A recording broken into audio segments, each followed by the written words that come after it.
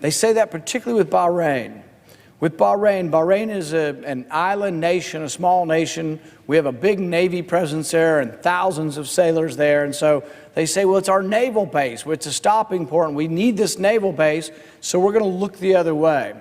We look the other way at a country that is ruled by a monarchy comprised of a minority. The Shia population, which is a form of Islam, are about 70% of the public. 25–30% are Sunni, and that is the monarchy. Well, if you're Shia and you object to the government or you criticize the government, guess what? You're imprisoned. Currently in Bahrain, there are 4,000 political prisoners. Bahrain bans any political opposition. One opposition leader, Sheikh Ali Salman, is imprisoned for life for speaking out against the government. Student leader Musa Abdullah Musa Jafar was sentenced to death for protesting against government policy. Nabil Rajab was given 5 years in prison for exposing and tweeting about torture in Bahraini prisons.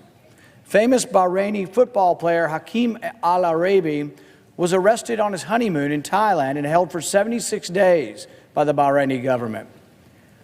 In January of this year, prominent Shia cleric Sayyid Majid al-Mashal was arrested for criticizing extrajudicial killings by the Bahraini government. Should we be sending offensive weapons to a regime that uses violence to quell political dissent?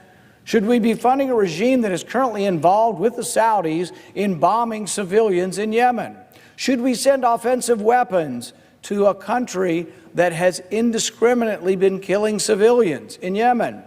Should we send offensive weapons to a regime that tortures and unjustly imprisons and outlaws its political opponents?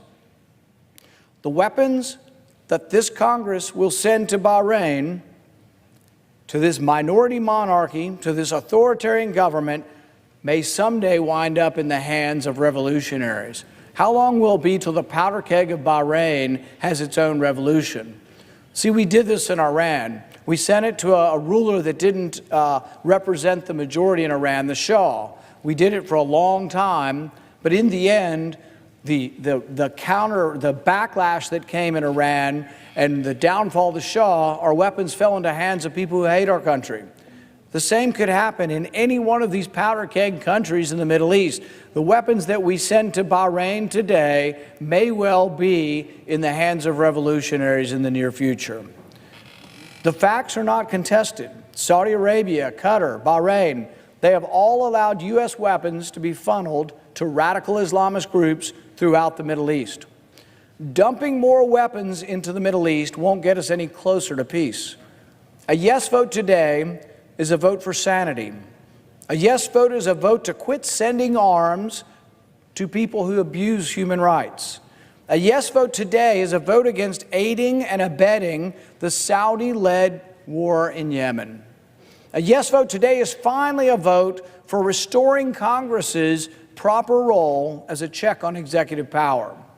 Our founding fathers were wary of granting any president too much power. James Madison wrote that the executive is the branch most prone to war. Therefore, the Constitution, with studied care, granted that power. The power to declare war was granted to Congress and not the president.